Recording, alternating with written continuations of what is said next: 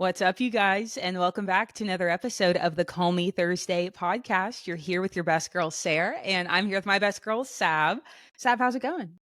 Hi guys, going well over here. Not a whole lot to report, generally speaking, but I've had a good week. I'm excited to record today because I feel like we haven't had just a me and you normal sit down convo in a few weeks because we recorded with Scarlett last week, and then right before that, I guess we were doing it was like all the bachelorette trip things. And so also I'm looking at myself and I'm literally not wearing lipstick. I'm wearing chapstick and I look like You, I'm wearing lipstick and you're wearing I'm weirded out. chapstick? I'm just No, wearing chapstick. your lips look amazing. Well, thank you. But I'm like startled by maybe they're a little chapped. And I don't know if you're watching on YouTube. Sorry if I scared you. It's my red lipstick. Anyways, but I am like starting to really embrace my darker features with my brown hair, and I'm loving it. Like I feel very myself. I remember last time I went dark. And I sent you a photo. This would have been in like probably late 2022. And I sent you a photo and said, like, I feel so like myself. And like somebody's got to start telling me to stop going blonde. If I really feel very like myself when I'm brown, just stop going blonde, sister. It's usually like a panic moment that I go blonde. I feel Um, like you've said it's usually when, like, isn't it like when it's winter or something like that and you feel, or is it when it's summer? It's like it's to offset when you feel pale. yeah, it's probably in the winter I feel that like you've I told me usually that. It's it's usually in always the no, you winter. know what? It's always at the end of winter. At the end of winter, Yes. I always end up going blonde because I'm like really pasty and I look sad girl with brown hair and pasty skin. And I'm like, Savannah, just put on some self tanner. We've talked about this. Exactly. Just put on some self tanner and paint your toenails. You're fine. You are fine. But yeah, other than that, doing well. I went to prayer night at our church this past week, which was really nice. We have a weekly prayer night on Wednesdays, and we don't usually go just because we live so far from church, and getting down there during rush hour is not a vibe most nights, especially with a child. But I went with some friends on Wednesday, and it was so good. And our pastor did they'll do like start with worship and then have like a little 5-minute snippet encouragement of sorts in the middle. And our pastor said something so interesting that I wanted to tell you guys about. And he was talking about how, because the whole night was centered on like missions and international missions and like praying for the unreached, praying for people to be sent out into unreached communities for the gospel. And he was talking about this conference that he used to go to back in, I guess, like the late 90s called Urbana Conference. Have you ever heard of it? Mm-mm. Apparently it's something that still happens, but he was talking about how when he was going to the conference regularly at, I think it's a college and young adults conference specifically geared towards international missions and like sending people into the mission field. And he said that when he used to go back in the 90s, there would be like 15,000 people there easily every single year. And he went again this past year or really recently, and there was only like 1,200 people there. And so it's just crazy how much people's desire to do international mission work has decreased. And he was saying that statistically, I don't know where he sourced this information from, but it totally makes sense in my head that statistically the decrease a lot of times is from parents discouraging their kids from going into international missions, just because it's like it's dangerous. And I was like, dang, that's crazy. And he was talking about how we back in the 90s, like people in faith communities, like their role models, the people that they looked up to were people like Elizabeth Elliot and of course I can't remember any of them. I'm like, I am the problem. I can't remember any of these people's names, but like Elizabeth Elliot and like all of the really well-known missionaries that were martyrs at the end of the day, or their spouses were martyrs. And like we used to look up to people like that, and now like the people that we look up to are just completely different, and nobody knows anything about people who are missionaries anymore, and nobody's looking up to them. So I just thought that was really interesting and kind of convicting, that because even from my own perspective, because I used to be like really passionate about international missions, and like I went to Guatemala for a summer to do mission work, and I wanted to go to Nepal for the longest time, and like that's still, I think it's like it's still on my heart, but it feels like it's been kind of buried. And so I don't know, so I just thought that was really interesting, all the statistics around it and like the way that people's mindset around mission work has changed the past like decade or two. So I feel like I had this thought, no, it wasn't my own thought, but it was from like a TV show. And I think like a parent was talking about, it's like instead of having like trying to protect your kids from never taking a risk, like helping them take risks like smartly and safely, Mhm. instead of like trying to instead of protection being, I think protection can maybe look like different things, like protection in the form of you just never like you never go anywhere and we just keep you safe here, or protection can look like equipping you Mhm. with the tools and the know-how and the savvy and the people skills and whatever else it takes to feel safe, and like almost like the different approaches of how do you protect your kid? Do you protect your kid by sheltering your kid, or do you protect your kid by equipping your kid to go out and be a citizen of the world and not be scared and whatever? And Yeah. very similar to like what you're saying. Yeah, no, that totally makes sense, even in, like, a grander scale, because if you think about the the way that kids are being introduced to different topics and, like, hard conversations that that kids shouldn't be having to have at 8 years old, it's like the best way for parents to equip their kids for those situations is to have the conversation with them first. But like, what parent feels comfortable having a conversation about sex with their kid when they're 8 years old? You know, like nobody feels comfortable doing that. Nobody feels comfortable having a conversation with your teenager who is interested in world missions saying like, you could get killed. Like there could be people out to murder you. Here's what you need to do to like do the best that you can to keep yourself safe. Nobody wants to have those conversations, but yeah, it's true. It's like that's a way better method, in my opinion, to like setting them up to live a fulfilling and like purpose-filled life than Mhm. just sheltering them and trying to protect them from all the dangers and all of the conversations and all of like the things that could be I guess like put in front of them as they're getting older. So Yeah. anyways. I feel like that is like I imagine as a parent that would be really hard to not put your own fears on to not put your fears on your child. Like Mhm. I feel like that would be really hard. I feel like that's probably just really hard in general, like to not put your less than desirable qualities onto your kid. Mhm. Um that's and like people are they say it like it's so easy. Like, well, just don't teach your child to be afraid. Okay, but like what if I'm afraid, you know? Like and I feel like people make it sound like it's so much easier than it actually is, but it's got to be really hard to not transfer some of that because it's like a way like I love you and I want to protect you and I want to keep you safe, like it comes from such a good place, Mhm. but that's got to be really hard to actually do in Mhm. practicality. All this generational sin, it is just it's too much. It's too It's too much. much. It is too much. It's Um far too much. But anyway, so what's up with you? What's new? Oh my gosh, what isn't going on? So when you guys are listening to this, all of my things, with the exception of like 2 suitcases, will be at my home in Atlanta, Your home. and my physical body and 2 suitcases will be at my parents', and I will be there for like a week and a half, 2 weeks pre-wedding.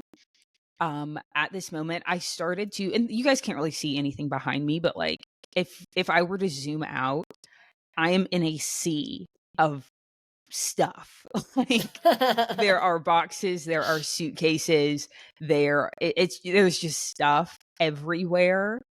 But it's so exciting. As we're recording this, like movers are coming tomorrow. It is mine and Emily's last night together in this apartment, which Oh. makes me so like we were looking at each other and she's like, I'm not gonna cry if you're not gonna cry. And I'm like, I'm gonna cry just not in front of you. Like, it's fine. Like it's not a big deal. She's When does literally Em like move out? Because she's moving the next out soon, weekend. right? Yeah, so the Okay. next week. So I'm moving 2 weeks before the wedding. She's moving like a week before the wedding. But I mean, it's worked out nice. We're able to stay in our apartment till the end of September. Wedding's at the Good. beginning of October. Um, so yeah, just all the things are happening. I spent a lot of today packing. Um, and yeah, but it's also on top of all of that.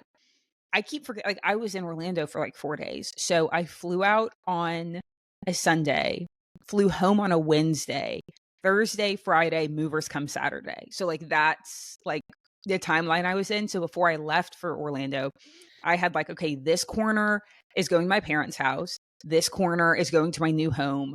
This corner is going to Orlando. and this corner is the stuff I want to have packed for the actual wedding night. So I was packing like 4 bags all at once. And then even right now, it's like, okay, this is going to my parents. This is going to Atlanta. This is also just my overnight bag for this weekend going to Atlanta. Like, I'm just Yes. packing for so many different occasions That's what I was gonna say when you all started at talking about once. this. I was like, you've got like, are you so stressed about I'm gonna forget something that I need? Because packing for honeymoon, packing for wedding, like wedding weekend, packing for just like existing for the next 2 weeks, that is so many different things to have to pack for and to So not many forget different anything. things. And like yeah, I think short answer is yes. This is where I'm very grateful that like my wardrobe is essentially all neutrals. It's like white, black, brown, tan, denim. So Yep. like I just have thrown stuff into a suitcase and it's like I can make outfits out of this. Like if I Perfect. have like a pair of like I have a pair of like black work pants, gray work pants, brown work pants, have some button downs, some blazers. I'm like I can make an outfit out of this. So we're good there. I've got probably way more like workout clothes and sleep clothes than I need. But I've experienced, I think some people like you wait until the very last minute and then you're packing everything all at once. But I have been packing for probably 3 weeks, 3, 4 weeks now. And I've definitely had the moments of like, crap, I need that shirt. And Yeah. it's already in Atlanta or it's in a box. And so yes. So short answer is yes. I had to like this is like so silly, but like I pre-picked out like my actual like wedding night fit. Like I had to pre-pick it out because you guys got me all this great stuff, and I had to like make that decision right now because it's like I have to Yeah. pack it in the right suitcase. And so it's like just I am having to like think about what would future Sarah, what is 2 weeks from now Sarah going to want? Yeah. Which is a little bit I'm not going to get it right, but it's close enough. I am grateful though that I'm not having to pre-pack for the honeymoon because I feel like that would be the straw that would break this Mhm. camel's back. I'm Oh, very because you guys are grateful. spending a few days in Atlanta, right? Before you go. Yes. Okay. Yes. Okay. So That's we'll good. wake That's up good. Sunday morning. We will, which I hate that I didn't think about this in advance, but like we are driving. We'll both have our cars. And like I have to get my car there. So like Oh, so you we'll have to wake drive up Sunday morning and we'll separate. both have to drive our separate cars Lame. home. But I'm like, it's fine. We'll talk on the phone the whole time. And he's like, great. He's like, really? So we'll have a 2.5 hour drive after, and then we'll have the rest of the day Sunday and all day Monday to like Okay. reset, do laundry, repack. Um, for me to crack open boxes and try to figure out where any of my clothes are. And then we'll fly out Tuesday morning. So that is the one Nice. thing that I'm like, okay, I'm very grateful that I'm not having to pack for that right now. But I feel like fine. I Yeah. feel better than I did feel. Like I think when I was in Orlando, I was a little bit of like a like I was a little like kind of freaked out, but I feel a little bit better now, which is good. But I will say like I have so many like conference culture in my world because that's why I was in Orlando. I was there for like a workers' compensation insurance conference, guys. It's pretty Ooh, crazy sexy. stuff. Right, exactly. It's like people are like, what do you do if you travel for work? And I'm like, listen, please. It's an insurance company. Like, stop, stop. It's not. It's Workers' not. comp is like the worst kind of insurance to be learning about Literally. too. Like, I couldn't. Literally. We had to do it at my old job, and I was like, nobody asked me questions about this. No. And I like, but this conference though, it's kind of low key tea. So it happens, we have to go twice a year and it's part of our like standing in our insurance group. Like you have to go to these conferences twice a year. And I actually feel like people go to these because I'm probably the youngest person I have seen at this conference. Like because I go I twice a believe year. it. I've gone the last 2 years. I go twice a year. I'm the youngest person.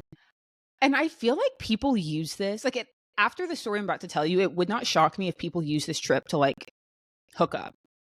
I think like old people use this trip to hook up low key because I met a kind of a friend at the last one and she's just a really nice lady and I met my friend, I'm going to make up a name because I don't want to drop her real name, Mary.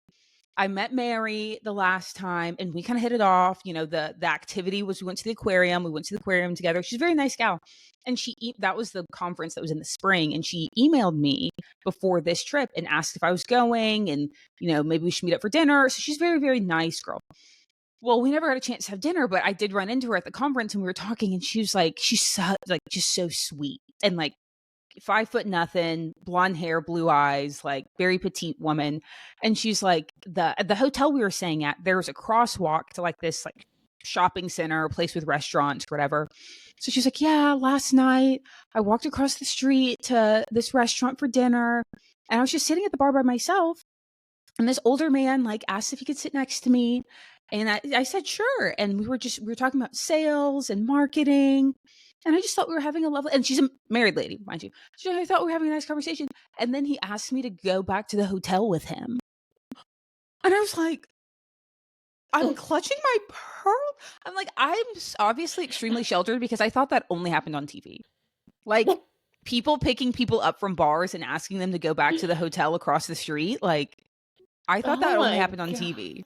But I'm like, I just feel like, then after that, she told me that story. I'm like, I just feel like there's like free booze, you're away from home. I don't know why I feel like all these like super buttoned up like HR people are like coming to these things and they're just going wild. They're all here acting up just as much as all you other people are. I feel like they are letting loose at these things. Like, meanwhile, I use it to like hibernate. Like after like the activities are over, I like go back to my room and I'm like full on, like I get snacks and I like lay down and I'm just watching TV and I just hibernate the whole time. Blanket over the head, yeah. Literally. But one of the things I thought of, like I feel like when I travel out of town for these conference things, my mind has time to just like observe the absurdities of this world. And one of them being this. I feel like as a culture, we give fast fashion a lot of crap. And maybe rightfully so, like Shein, all their clothes are going in the dumpster and it's like, blah, blah, blah. It's bad. I mean, I don't know why it's bad. I imagine it's because the dumpsters are getting full and the landfills are getting full. I don't know what does that do something to the soil to there? So I don't fully know all the details of why excess clothing is bad, but I trust the public opinion that it's bad. But I feel like we're targeting the wrong target. We've been targeting Shein. We've been targeting like H&M. We've been targeting like the Zaras of the world. Who we really need to be targeting is when you go to a conference and people hand you out like crap merch. The crappy merch manufacturers, the crap merch manufacturers, we need to round them up. And who's holding them accountable? Like stay away from me and my $20 dress from Shein that was made God knows where. Don't talk to me about that. God knows how old. Literally. But it's like God knows how much money per hour. Savannah, listen, as I'm saying, it's not to say that Shein's not to blame. But I'm saying the manufacturers of drawstring bags, koozies, get out of here. The travel mugs that break after 2 uses, you put them in the dishwasher once and they break. All these pens. The stylus. Like, let me give you a style. Like, who's using a stylus? Like, what are we talking? The people giving away crappy merch. It actually infuriates me, and maybe it's because, like, in my department, like one of the smaller hats that I wear is like my department manages the merch and the swag for like our company, and our rule is like it's first class or not at all. So we buy like if my company's logo's going on it, it is Pro V1 golf balls. It is Stanley's. It is Peter Millar jackets, Peter Millar quarter zips, Peter Millar golf shirts. Like we do not like we even kind of like we turn our nose up to like a Nike or an Adidas. We're like, no, we buy Peter Millar. Like, sorry, Nike's not good enough. And like we don't even put our logo on the chest. We put it on the sleeve because people like don't really want to wear, another company on their chest, but they'll wear your shirt if it's like on the sleeve because it's not the logo's not as noticeable. And so I don't know. I come from a culture where we like really care about our merch and we really care about the swag that we put out. And so when someone tries to like at this conference, they gave us all like, hey, everyone gets a backpack. And I'm like, sick, like a backpack. And in my mind, if my company did backpacks, these are Lululemon backpacks. Like we would, and like that's what we'd order 200 of them. It's like, a Tumi backpack. We would literally order Tumi backpacks. And they would be so, but it's like first class or not at all. And then I see the backpack and it's like, it's whatever, it's this janky backpack, but it's like it's a real backpack, but the whole front face of it is like advertising for the conference. Like, you And really I'm like, think I'm going to use this? like, you guys wasted. Why did you buy this? Like, this was such a waste of money. Do you think I want an advertisement for a workers' compensation safety conference on my backpack? And I just want to tote that around? And it's like, see you next year in Denver. And I'm like, what? This backpack automatically becomes outdated after next year. Like, whose idea was this? Yeah. And that's just like for like the corporate guys and gals out there who are going to these things and getting this merch. Like, this is, I feel like a mildly niche problem. Other people might be thinking like, Sarah, why are you this fired up about conference crap merch? But if you've collected enough of it over time, you know that it is just the bane of your existence. It is, but no, Sav, it's what you say all like around Christmas time. I would rather have nothing than have something that I'm going to throw away.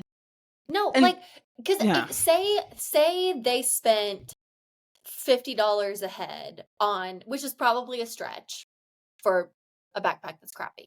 But say they spend $50 a head, like, give everybody a gift card to go to the spa or like a restaurant nearby or something, you know, like, I don't know, give them something that, just give them something they're actually going to use. That I really can't with that. That's, it's like such getting into my Christmas spirit of like, if you just don't give me anything if you don't want to give me what I want. No, it's true. And like getting stuff that you just know just isn't any good is just such like a pet peeve of mine.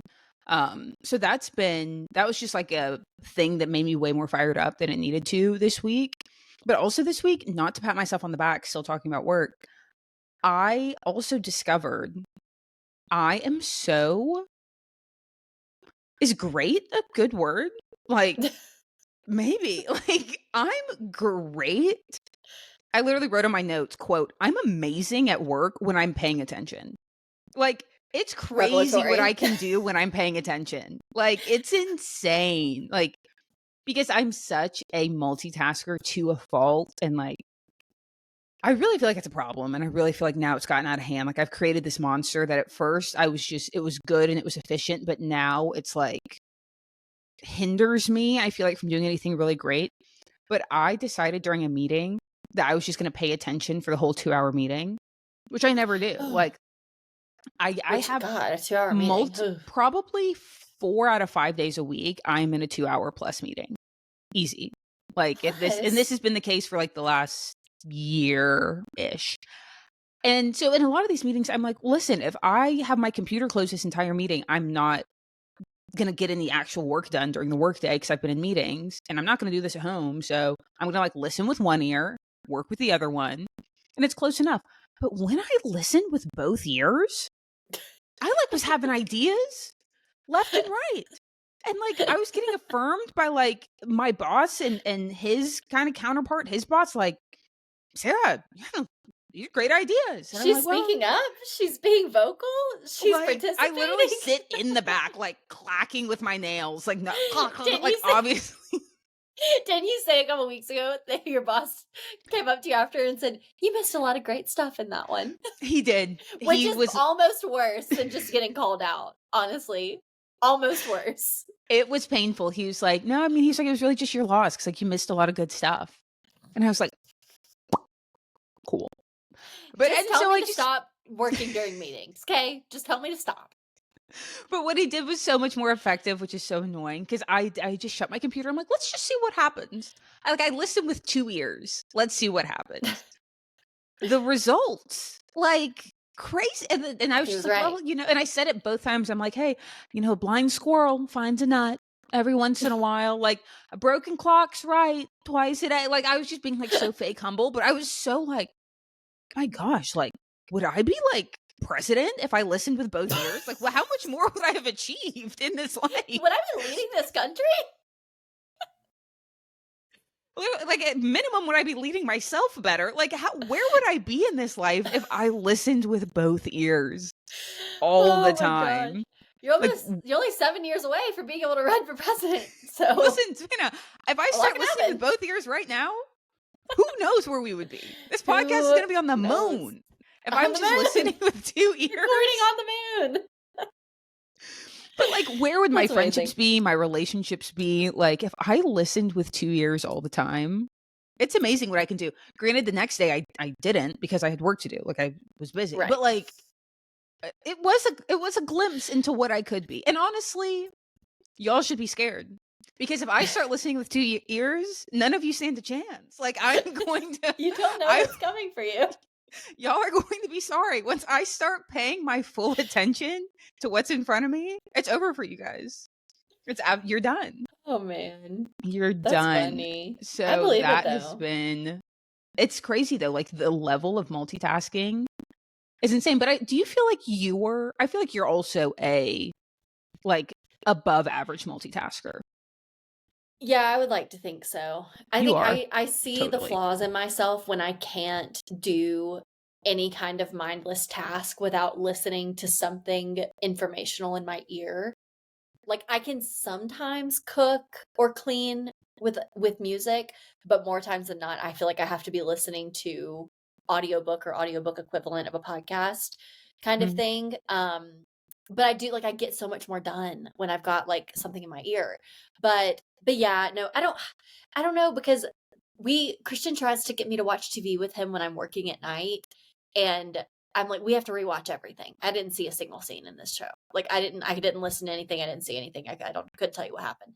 So I don't know. Maybe I'm not a great multitasker, but I feel like I once was. So I do. I feel like you are. I feel like, I don't know, and maybe it's just because like you're extremely productive, but you're able to do it without because I feel the opposite. Like, when I'm watching TV, it's almost like the experience is incomplete if I don't have either my snack or my laptop or my phone. Oh my gosh. Like, just to sit in front of the TV with my hands in my lap sometimes feels very like weird. Listen, you're one of those people, you're just like my husband, where you like the background TV, and like, I can't pay attention to anything if I'm not, like, I have to sit down and watch. Like, sit down and watch. And I enjoy it when I do that. But like, I've been trying to watch Gilmore Girls for about 3 years as just my background TV, and I can't catch on to the story. So, well, that's the thing that the girls tell you, that you can have just background. But my rule for background shows, my background shows are shows I've already seen before. So like, if I'm with you, like if I'm trying to watch a brand new show for the first time and just have it on the background, then like, no, I need to back it up and I need to see all the things. But I could constantly, all day, every day, have Seinfeld, New Girl, Friends, just on, and just be conducting my regular business. That's crazy to me. The girls tell you that you can have it all, and you can't. You can't. I watched an episode of New Girl the other day. Bro, like, it's still the funniest show in the world. It was it's part 1 and part 2 of Fancy Man, when she starts dating her student's like fancy like rich dad. Oh. And like, it's also the episode where like it starts off with like Nick's going off the grid because he doesn't have a phone because he has the credit score of like a dead person. And Nick Winston starts his new job at the radio station, and he's babysitting that kid, Elvin. It was so funny. And like, they were playing True American. It's like 1, 2, 3, 4, JFK, FDR. The best thing to come out of New Girl was True American. And like, because I just needed to really laugh, and I know that New Girl always, without fail, you can pretty much pick any episode and I will laugh out loud within the first 4 minutes. My favorite episode of New Girl, without fail, has been, since I've seen it, is Spider Hunt, when Schmidt and what's her name? What was the political girl's name? No, the political girl. Fawn Moscato. The spider's like on Schmidt's Fawn face. Moscato. And she like smacks it. She's like, Fawn Moscato. God, when Fawn Moscato, they're at the golf course, and like she bends over and she's like not wearing any underwear or anything, and she like tries to set it up like Schmidt's some sort of like pervert, and they have a breakup in the panty store. If you guys haven't watched this show, like, the way that you're missing out. I haven't watched it in so long, but now I'm getting an itch. No, So the way that you guys have been missing out. Yeah, it's so good. It's so so good. good. Something else that I learned today is, you know who Jay Shetty is, podcast guy, On Purpose podcast. So I had the only reason I went to his Instagram page is because also he has almost 16 million followers.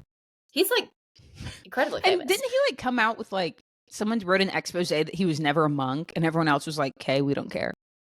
Like Was he supposedly a monk? I think he like said that he was a monk and lived in a monastery. And then someone came out and was like, "No, you didn't, and here's proof." And then the general public was just like, "We don't care." Okay. And it's so crazy when like people try to like have like a "ooh, gotcha," and the rest of us are like, "We don't really care. Who cares? Who cares?" Who cares? But anyway, Well, continue. he's so interesting to me. I think the time that when I came across him first was when he interviewed Barack Obama. And loved his interview with him. And so I started like kind of dabbling in his On Purpose podcast. But anyways, I had saved one of his posts because I liked the way that it was formatted for us to use on our podcast Instagram page. And I just went to his Instagram page today out of curiosity. This man's Instagram bio gives me so much anxiety for him. Like I can't, there's way too many things that he is owning as like, this is something that I do. Way too many items here. Wait, Let me read just it. read it to you. Read it. So first line, author, podcaster, speaker, and coach. Okay, that's fine. Number 1, New York Times bestseller. Podcast, Little Mike, On Purpose. Relationship advisor at Match. So I guess like works with Match. Chief purpose officer at Calm. I don't know what Calm is. Let's see. Calm your mind, change your life, stress less, sleep. I'm assuming this is some kind of It's app. like an app. Yeah. Yeah. And then co-founder of Drink Junie. So that is so many things to be doing and handling all at one time. And I just talk about multitasking. I don't doubt that this man has amazing abilities, but I don't see how you can be all of that all at once. That's insane. I agree. And to me, all those, so let's start from again, author, podcaster, Speaker, so author, and coach. And I'm not saying that this is true. I'm not saying this is true of him. I'm not trying to drag him, but like all of these things could be realities. Author, ghostwriter, podcaster, talent who sits down and does the interview and does have to prep, but like you're not really editing anything or doing anything to get the podcast up. Somebody definitely does that for him. Somebody does that for you. Chief purpose officer. It sounds like we're like the keynote at like the company retreat. Once every 8 months or so. Right. Yeah. Like that doesn't sound like it's like a full-time 8 to 5 situation. And what was the other thing? Relationship advisor at Match. Who's like, what is he like? Is he meeting with couples? There's no way. It can't be. He's not meeting with Joe Schmo. Who are the ones who get to meet with him? Like, how do you get picked? But he matches the Match Instagram page. Their bio is meet Match's new relationship advisor at Jay Shetty. It's time to date differently. Maybe he just gives them content. Maybe he's just the face. Yeah, he's giving them face. He's giving them content. Yeah, and then the other thing was co-founder of Drink Junie. So that's you're leading a company. Someone else is helping you. But so it's a product. So it's a product. All of those things. And again, this is no shade to you, Mr. Shetty, and I'm not saying any of those things I just said were your actual reality. But I'm just saying that when people list off those sorts of accomplishments, it is not that they are making that lift by themselves. True. True. Because you're right, probably most mere mortals can't do all of that by themselves. Yeah, and in my head, that's such a good call out because in my head, we're in such entrepreneurial hustle mode with podcast stuff, and then everything else that I'm doing is freelance entrepreneurial style, and I'm doing this all by myself. And I don't know how, if you're doing everything that I'm doing time wise, I don't know, you must have 30 hours in your day. So I don't know. Right. No, but, and we talked about this a little bit, I feel on the Bachelorette trip. And I feel me and you have just been talking about this in general. I actually just was listening to this on a podcast not that long ago.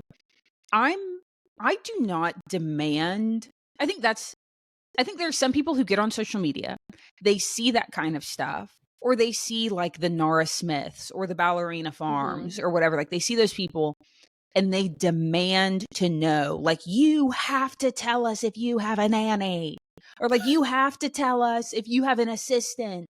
I think that that's really weird of you to demand that sort of transparency. I think that very recently, like I feel like in the last 6 months, I've gotten to a place now where I just assume when people talk about their accolades and their achievements, or they have a certain kind of lifestyle or whatever, I just assume in my head that they have help. Like, Yeah. I'm like they obviously have help because they're a mere mortal. But also, I think that what would be the cherry on top is if a lot more people of influence. They don't have to. I'm not demanding that they do, but I think it's really admirable and cool when they are open about the kind of help that they have. Like I talk about Erin Mm-hmm. Andrews. Like I saw something not that long ago where she talked about like the help that her and her husband have in their home with their child. Like Mm-hmm. hey, you're a mom, when the NFL's happening, you're basically gone, you know, you're home kind of off and on, but you're gone most of the NFL season.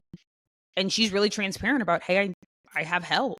And like she's really transparent about surrogacy. Like she had help. Like Mm. I think it's admirable when like it'd be cool if Jay Shetty listed all those things in his bio, but then there was like a pinned post of like, shout out to all the people who helped me make this possible. Because I don't do any, like, you think I'm the chief purpose officer and I Mm-hmm. do this all by myself, like, or I'm the co-founder of like, shout out to my co-founder, shout out to like my ghostwriter, shout out to like, if people ever shouted out their ghostwriter, to me, that would be like so sick.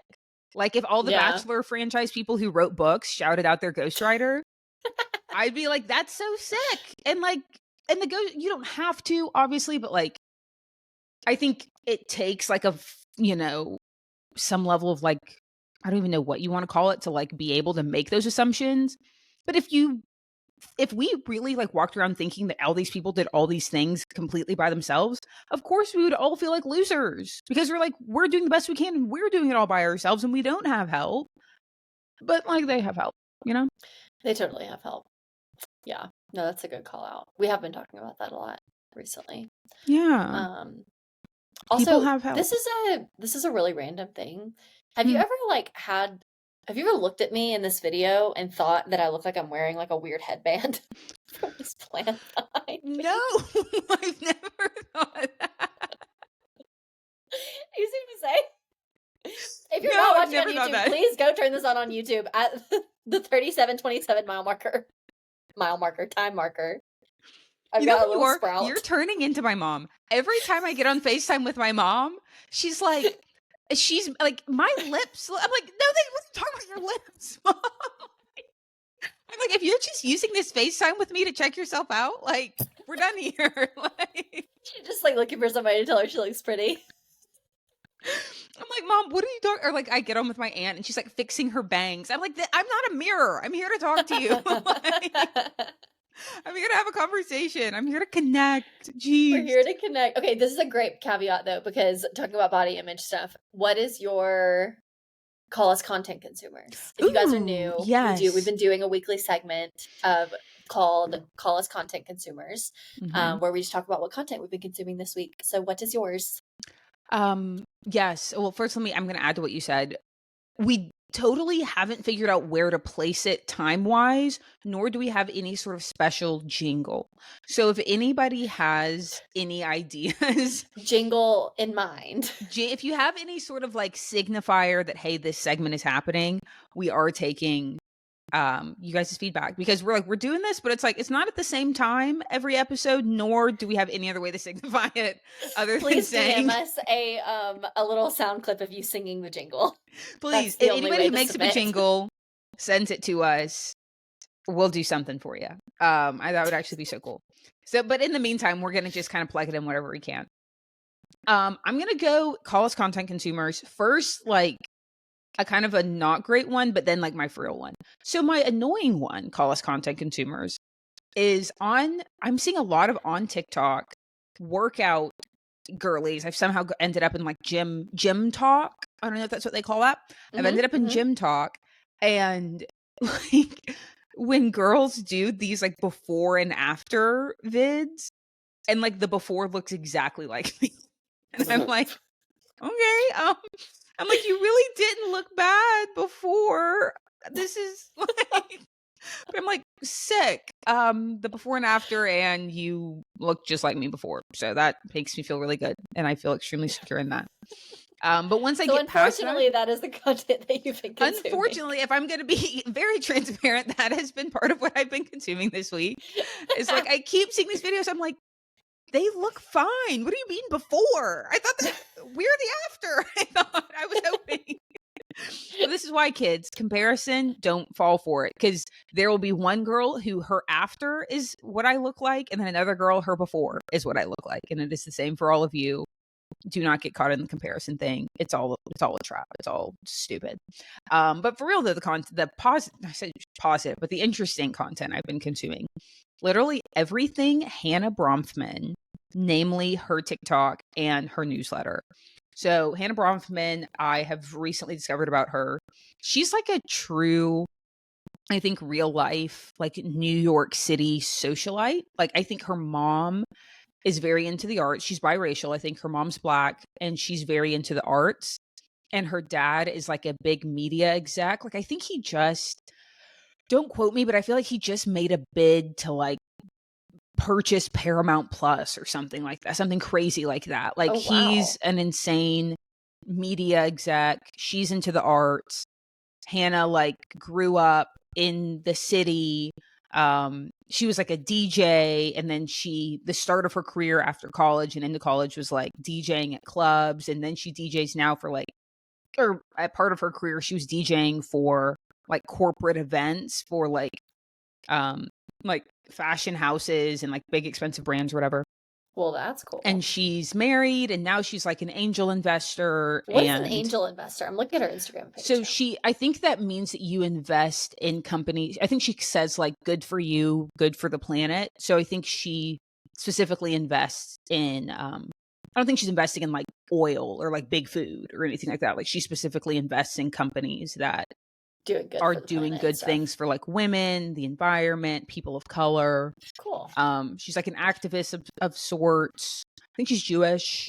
Well, she looks really, she talked a lot about cool. that. She does seem really cool. Her and her husband like travel a lot. She has 2 kids. She talks a lot about IVF. She seems like a really cool person. I was listening to several podcasts with her in it. Like I just searched her name on the podcast app because I wanted to learn more about her. And she's been a guest on several different podcasts. Like she's very into wellness though. And one of the, and like, this is just me being such like a Southern girly, but like, I was so startled when she was like, yeah, and I've smoked weed every day of my life since I was 14 or I was like, oh, like, every day. I'm like, that was her talking about wellness. Like that was part of her wellness routine. That's how she's well. Okay. But yeah, I think she's really cool. She just appears to have a really cool life, I guess. So her TikToks are cool. And then she has a newsletter, which we've been talking so much about how like newsletters are just becoming the cool thing. Sav has a newsletter, everybody, if you didn't know.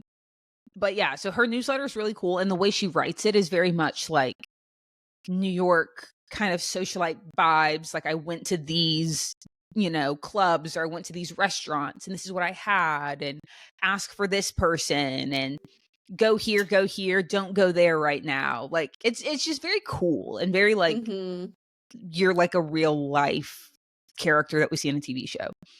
So she's just like a unrealistic fun follow, and I would recommend her for that.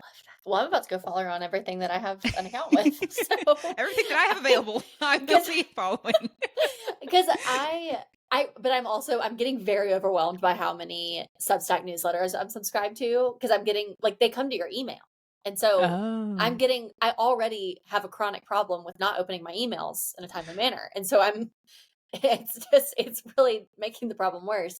But I love following people like that, because it's such a stark difference between like the experience of living in New York as I don't mean this in a mean way about myself, but like as a nobody, like when you live there and like you don't have a fancy career, you don't like, people aren't looking for you at a party, people aren't like excited if they see your name on a list. Like if you're living that life in New York versus like being the person that is like, who to ask for at the restaurant, the bartender, or like, the bouncer by name. And so you're able to like cut to the front of the line to get into a space. Like that experience as a New Yorker is so drastically different from the alternative. And so it's just so interesting to follow people like that. Like Kit Keenan, she posted a really funny TikTok the other day that was like the experience of going to the club where your friend is like on a first name basis with the bouncer, and her friend Ruby just like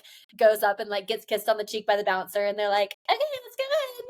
I'm like, this is a movie. This is Gossip It is a Girl. movie. This is not real. It is a movie. It's like that corner of life that like I'll never experience, but that's why I said like it's a fun, unrealistic follow. Like I'll never be here. I don't think I want to be her. But she is for all things like wellness, investments, activism, but also like foodie. She's just like a cool, like well-rounded girly. Like her and her husband did like a get ready with me Q&A on like their coolest moments of DJing, because they used to DJ together. Well, and she's just been all over the world DJing and like just doing really cool stuff. And so she's just a cool person to follow. So yeah, that's what I've been consuming. Yeah, the good, the bad, the ugly. That's been my content consumption this week. I've also been watching a show called Dynasty on Netflix, but I had to quit watching that because it was making me angry. And Sav knows when I landed off the plane from Orlando, I was irrationally angry. I actually used the phrase like, I should be muzzled for the rest of this day, because she did. And I was like, I think it's because I'm watching this show where everyone's really mad. So I just need to I can't watch it anymore. So that was also content I really did consume, but I had to cut that off. I'm still weak at you saying that you needed to be in a muzzle for the rest of the day. I was feral. It's feral, yeah. It's good. I was so, and I can't even tell you what I was mad about, but I was just mad at everything. And I was like, I'm so mad. Like the fact that I had to go and be a productive citizen in the world after that. I just And Sarah, like, we're on the phone and like a truck drives by really loudly, and she's like, I know they did that to me on purpose. That truck pulled up next to me as an individual target to my anger. Just to perpetuate how I'm feeling. It like made this like big. I'm like, you're kidding me! Like seriously. And I'm like, I'm so attacked. Everyone's attacking me and trying to provoke me.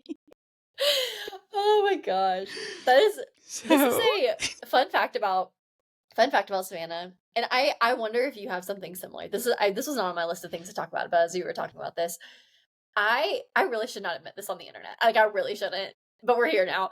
Do you have a habit that you do in private that you're probably like, nobody wants to say this out loud because you only do it in private, but like, do you have a habit that you do in private that like you would never do around other people, but you like it's just something that you like are constantly doing? I wouldn't say constantly. Maybe if you tell me yours, I probably have one. Okay, mine, I am like, I've never been a like foul-mouthed human. Like I've never had a really bad cussing habit. It's true.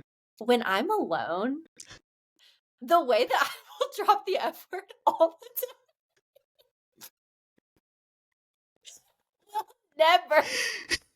Will never let my husband hear it. And when I'm alone, it's like when something like you like stub your toe or something. My toe, like I got stung by a wasp yesterday. And I guess, I mean, I was alone, but I was in my front yard, and like just a round of F words coming out. And like Sarah's laughing because this is not me. Like no, that's why she's so serious that it is a private thing. Because I'm like, you do what? Like I'm the one who's irrationally angry. Like you don't. That is not. So that's not on Savannah's bingo card to be that like honestly, irrationally angry. I feel a weight off my shoulders admitting this though, so I'm glad that I did. No, I'm glad that you did too. Because hey, welcome to the rest of us. Like it's a thing. It's a thing. And the way that I yelled at that truck, it was as if I was being personally victimized. And now I know that you understand how I felt to a level. Like you met me there. Yeah. Yeah, you met exactly. Me there. You met me there. Well, my what's your content, please? Yes, my content consumer. And I'm excited to talk about this. So I sent Sarah a podcast that one of my friends at church had reposted. And it is called the Mighty Pursuit podcast, I think. And I had a hard time choosing my content consumers this week because there's a lot of good stuff that I've been consuming. But this one had to take the cake because it's almost a 2 hour episode, but it's with this girl named Jess Connolly. And she wrote this book on like body image issues and like finding freedom from that. And the thing that I loved about it that I sent you a voice memo about earlier today is like, she's a Christian writer, like she's in ministry, but this whole episode is approached from a perspective that can be relatable to anybody. So it's like research based, it's like very practical and like realistic language. It's not just and this isn't to crap on anybody who's done this, like this is needed in this world as well, but like it wasn't a 2 hour podcast that's a sermon on like you are fearfully and wonderfully made, you were knit together in your mother's womb, God knew you at that point, like you are your body is good because God made it and you're made in the image of God, therefore it's good, and so like you shouldn't even worry about what you look like.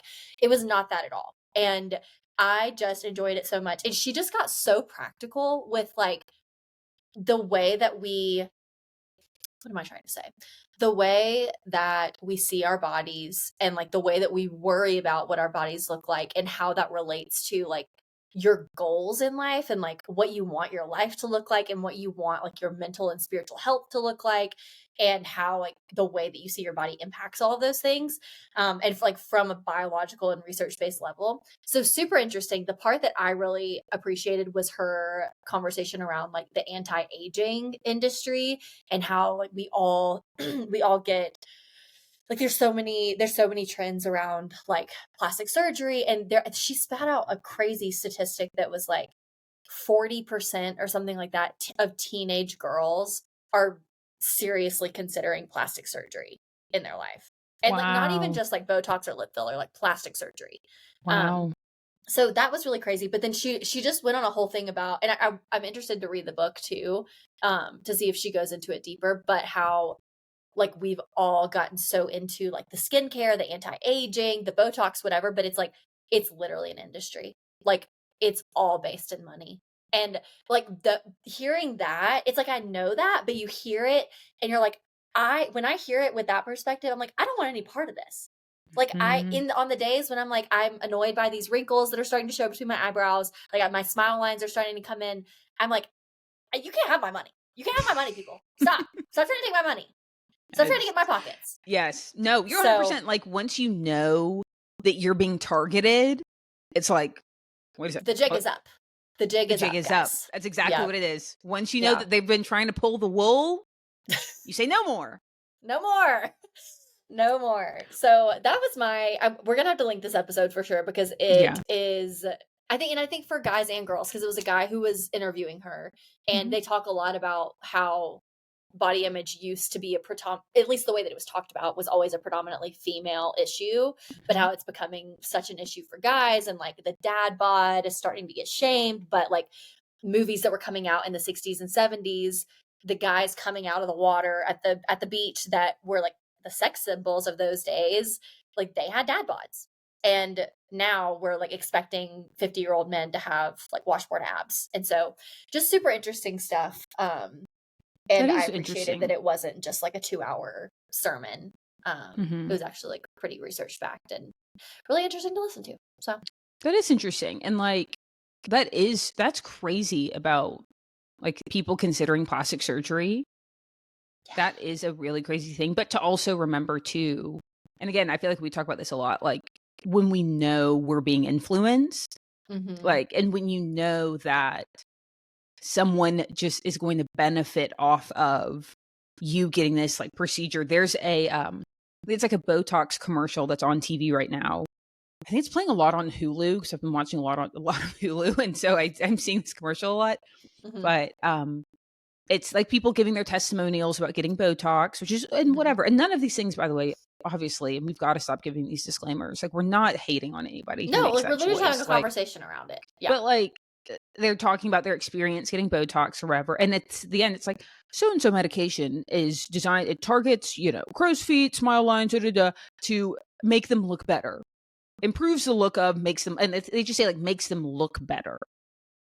And I'm like, and that specific language, like if this medication makes these things on your face look better, and I'm like, what does that mean? And like Like, by who, what better by by whose whose standards? standards? Exactly. And it's like, how lazy to just say looks better. Like, you didn't even bother to say, like, it fills in these lines, or it smooths, or it does, like, just like, it'll just make you look better. And like, Yeah. one, that's so lazy. That's such low hanging fruit. But then two, I feel like there are a lot of men and women who hear that and are just like, oh, well, I'm going to look better.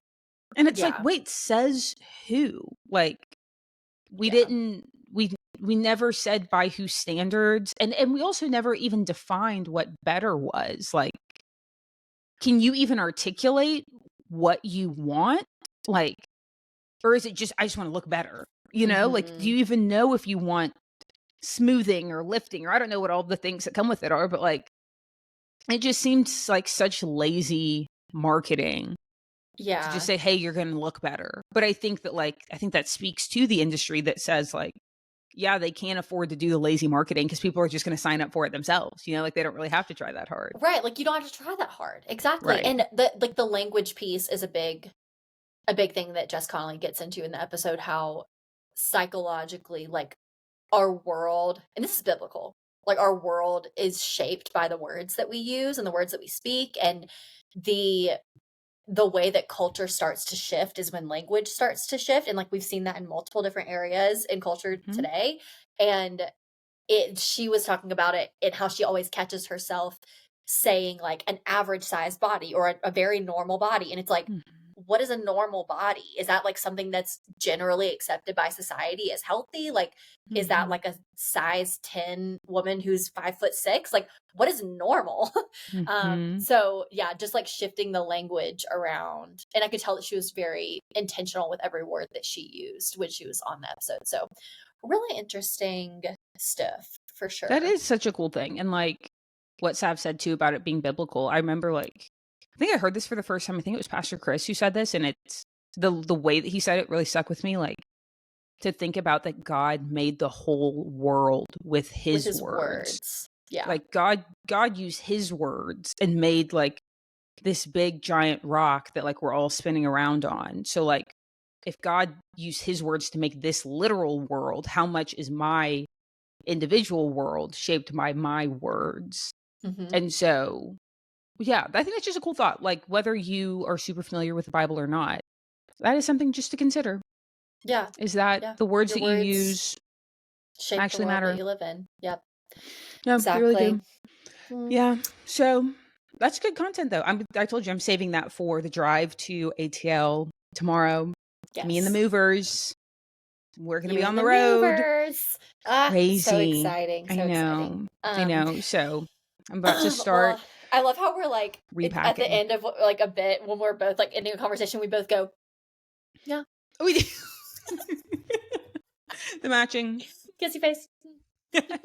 We're never gonna stop doing that. We're No. just, I think that's, since we've been doing it like since like elementary and middle school, and now we're like almost 30. I feel like now it's just ingrained in my face forever. Like, Yeah. Hmm. Such a strange habit. Oh my gosh. But I'm about to go make some chicken and dumplings for my yum. friends who are coming over. So, what are you? I know what you're excited about, but just tell us You what you're kidding me? excited I'll about. tell There's y'all so many anyway. things. I am so excited because from the day we're recording this, I'm going to be getting married in like 15 days. From the day you guys are hearing this, it's going to be like, let's count for them. Let's 9 count for them. days. 9, something like that. 1, 2, 3, 4, 5, 6, 7, 8, 9. When you guys are hearing this, I will be in single digits from the day Single that I am getting digits. married. Hello. But namely right now, I'm excited to go get something to eat. I'm excited to finish up packing a little bit, and then I'm excited to go take a shower. I feel like this weekend is just going to be like sleep is for the week. I have already like geared it up in my head, like sleep is for the Yeah. week. I'm going to overly caffeinate. Like, let's go. Like, it's Let's moving freaking go. weekend. So that's what I'm excited about. What are you excited about? I love that. Well, I'm excited for the wedding. I'm excited to be in Birmingham. In I guess less than 2 weeks now. So so exciting. But also very specific thing that I'm excited about. I was showing Christian this. So you know how when we were on the bachelorette trip, we were talking about Grace's Bible and how her in-laws had gotten her a new Bible with like their like Grace Hodges engraved on it. And she thought it was so special because it's like them giving her a Bible that's like their family name on it that she's become like a part of. But she said something that I thought was so insightful, that her mother-in-law said. Grace was like, well, I've had the same Bible since I was like in middle school. Like, I love my Bible. And she was like, but is your theology in that Bible correct? Because like all the So notes true. that we would have written in that Bible when we're Don't like read them. It's 19 years old. I'm like, I go back through mine sometimes. I'm like scratching stuff out. I'm like, this is heretical. This is not accurate. And so that being said, I found a Bible that I want to get next summer for our like 10-year following Jesus anniversary. Nice. So I'm so excited about it. And it's like nothing fancy. It's just like a really pretty green leather Bible with, have you heard of Hosanna Revival? That like Bible brand?